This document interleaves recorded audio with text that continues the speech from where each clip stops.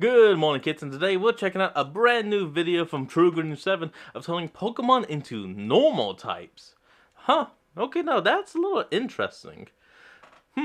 Let's hop in and see what he's talking about, because that's all the title says. Pokemon to normal types. Hey guys, Ron here, and there's Hey, something Ron. about normal types that seems a bit special to me. When you fall in love with a normal type, the bond is a bit stronger. You may love a fire or ice type because it's so hot or cool, or maybe your favorite ghost or dragon type is incredibly spooky or intimidating, and that excites you. But with normal types, True. they usually don't have a sick element that they harness, and when they do, it's usually not a huge part of their lore. They are normal for a reason, because they aren't too extraordinary, and to love them despite that is pretty heartwarming. Even I barely create normal types, so what if I took a bunch of famous non-normal types and took away everything that makes them extremely fantastical? It's actually way harder than you think, because I still want to make them interesting. That's I don't want shiny. to just take a Trico and make him a boring gecko, or remove Lycanroc's rocks and call it a day. I want my new concepts to have interesting lore, as if they were always normal type and not just boring versions of their original counterpart. And believe me, most Pokemon can't be turned into normal types. I'm now Squavillon as a intrigued. normal type would not be a pepper anymore. Venomoth wouldn't even be a moth. Pelipper would literally be nothing. I don't want to strip the Pokemon of their entire existence, so only a few Pokemon were candidates. You'll see. They'll span Okay. from regional variants and forms to similar Pokemon with different names. If you want to see a part 2, make sure to leave a like look. and subscribe to let me know. And make sure to check out all my other Fakemon challenges too. But before I move on, I do want to normalize the most important thing of all. Taking care of your mental health. That's why today our lovely sponsor And we're going to take a quick cut. And we're back with the first Pokemon he's going to turn, Gengar, the original ghost. Start easy. Turning a ghost into something normal ain't too hard, since the concept of a ghost already implies the existence of a pre-ghost creature. Now, it's a popular theory that Gengar is the doppelganger of a Clefairy. Now, I already kind of made a fairy-type Gengar a few years ago. Oh, yeah. I mean, it's not perfect. It's not not my best work. Hey, but I I like don't want to, retread similar territory. Plus, we're looking for a pure normal type here. So, considering Gengar has a bit of Cheshire Cat in him, what if we Ooh. literally turned him into a cat? He'll still have Gengar's signature grin, but he won't necessarily be malicious or have the ability to disappear. Just the essence of a cat, but one that That's actually what he does on the thumbnail, and honestly, I thought it was a raccoon or a possum. I ends didn't know up it was a doing cat. the right thing in Straight the end. up. Almost like the protagonist of a silent film. I'm not gonna take a bit of visual inspiration from. Okay, why was that Italian for a second? I'm gonna take a bit of inspiration from Totoro, from My Neighbor Totoro, and perhaps a bit of striped tabby cat. So first, I'm gonna draw Okay. Gengar. I thought getting the proportions perfect would be half the battle, because this Pokemon is so iconic that fans will recognize if its proportions are a bit off. I added a cute nose, and Gengar is already spiky, but I added spikes in places Gengar does not usually have spikes. Brilliant, if I do say so myself. The point is, already good. it's more cat-like. Even the pupils are more feline. I thought whiskers pulled it all together, and the tail then- added more flair. The colors will be where most of the difference is at, though. It already looks fantastical, so the color scheme will help ground it. I forgot to say that that's why it's standing on the ground, because it no longer floats. I knew I wanted stripes, but originally I wanted it to look more like ribbons and segments, alluding to a Cheshire cat. But then I realized how obviously better these more natural stripes were. Along Yeah, with the green there you eyes, go. it Now successfully you're looks like getting a cat Gengar instead of a Gengar that is a different color. Here is Gengar, the corporeal Pokemon.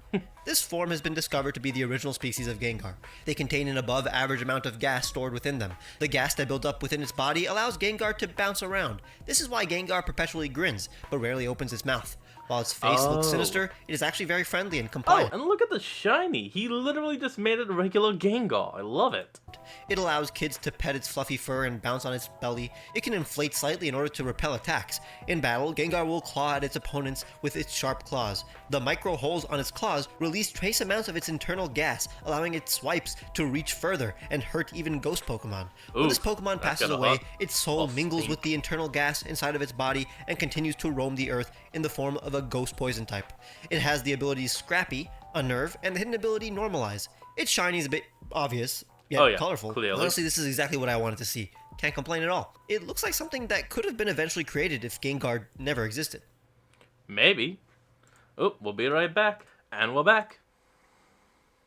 This one is the most unusual There we Pokemon go. in existence, Claydol. Claydol. How do you make a literal clay doll into something normal? Well, you just create the original animal that the doll is trying to depict. You see, clay doll and its line is Oh. based on dogu, small humanoid figures that depict some kind of hominid and could have been used as effigies representing people and could, for example, be used to transfer illnesses and misfortune from a person into these dolls. Or they could be depicting a can see curvy that. goddess. I don't know. The point is, they were made for good. So what if the clay dolls that ancient Howinians made were meant to depict this cute ancient Pokemon that hung around and just helped out? Something that wasn't mystical at all, and was just a little normal type guy that ancient people loved and wanted to make figures of. So I'm going to make it look like a mini Clay doll. A lot of its attributes and proportions will be a mix of Baltoy and Clay doll, so that the entire line could stem from this thing.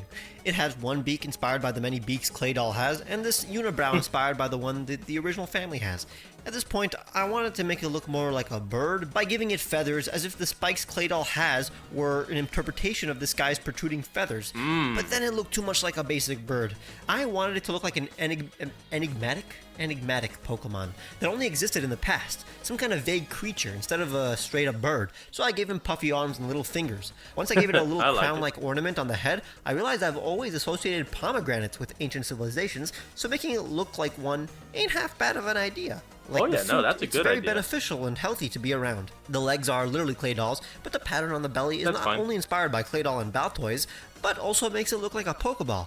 Perhaps this Pokemon was emulated so much in figurines and inventions that its pattern was adopted on a Pokeball.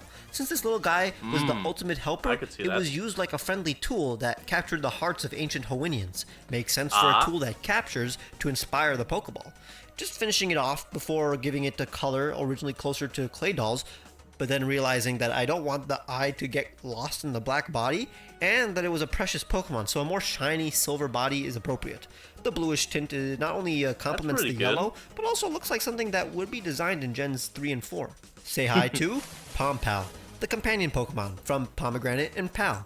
But and look at the shiny. It looks like it's actually made out of clay old stuff. I the fact that it fits in the palm of your hand. Pompal were loyal Pokemon that were once abundant in ancient Hoenn.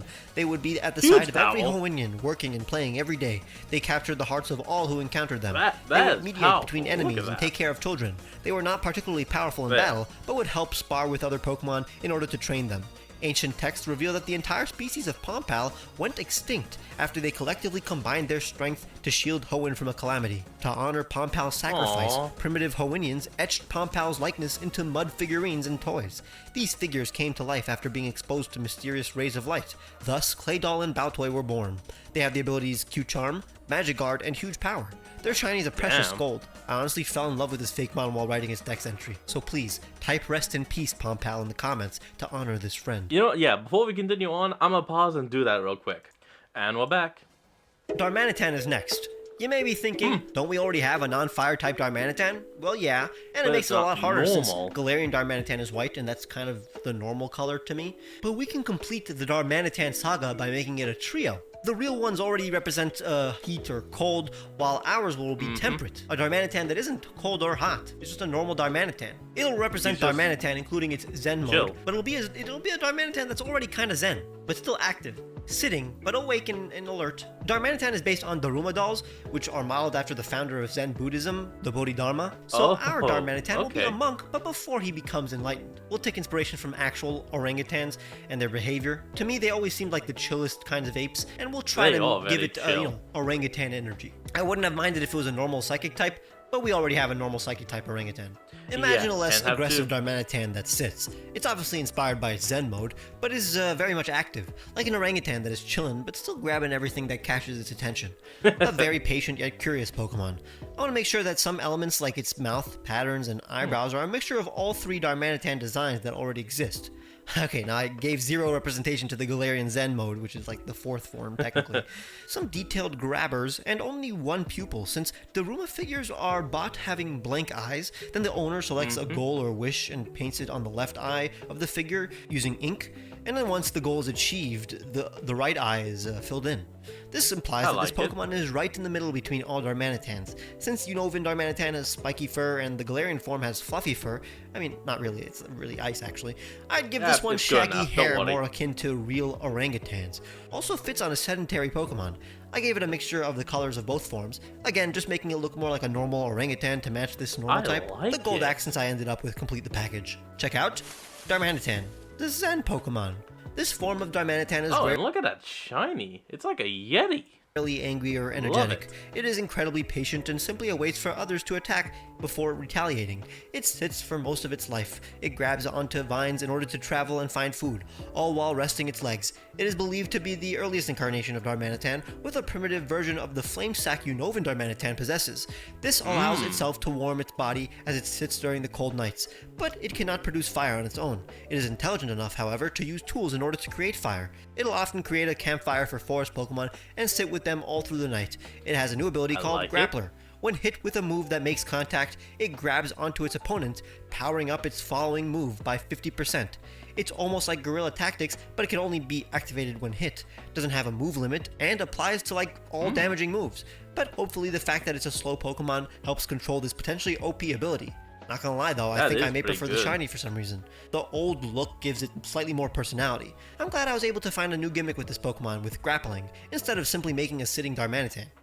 Yeah, you did Now, what if we made a normal type Hawlucha? I know the whole point of Hawlucha is the fact that it's a dual type that fully utilizes the fact that it has two types.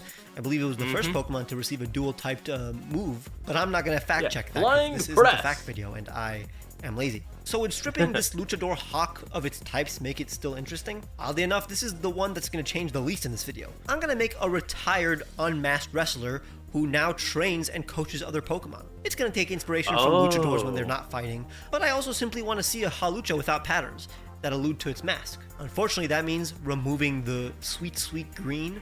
But hey, sometimes you gotta do things you don't want to do for the entertainment of others. You gotta do what now, you gotta do. I take no creative credit for this one. It's literally just Hawlucha standing, now that it doesn't fly or fight. Its arms are even behind its back to show how it restrains its power. It's looking down on its protege, and the feathers behind its neck imitate the look of a cowl that has been taken off. It has no patterns on the face, now that it's maskless, but the patterns on its chest now mimic a suit and tie. It doesn't have the feathers on its groin anymore, no superfluous features. Look at just this! Hawlucha colors without any green on the mask. I added more triangles to the cheek to look like some facial hair that was under the mask, but along with the triangles that look like eyelashes, it's got a Mexican aesthetic going on. Behold, Hawlucha, retired. Look the at training this! Pokemon. This form of Hawlucha has renounced fighting and trains other Pokemon in martial arts. This form of Hawlucha is brought upon when a newly hatched fighting type in its party plays with Hawlucha in the next generation's version of Pokemon Picnic. Hawlucha is inspired by its protege's determination and vows to train it. Hawlucha bobs and weaves as its student spars with it. It's a brutal master, but will show unexpected emotion and pride when its students succeed in battle. It has a new ability called Coach. In a double battle, any stat boosting move will apply to its ally instead of itself. Does no Pokemon have a similar ability? If not, is this ability OP or actually quite useful and balanced? Let me know. Good. It's definitely an uncanny design seeing Hawlucha with a blank face, but I do love the concept. It's wonderful, and finally, man. once again, I'm going to attempt to make Calyrex relevant and popular. I made a Prevo based on a prince, but what if Calyrex was a peasant? What if Calyrex was actually just a super powerful form of a regular old Pokemon species?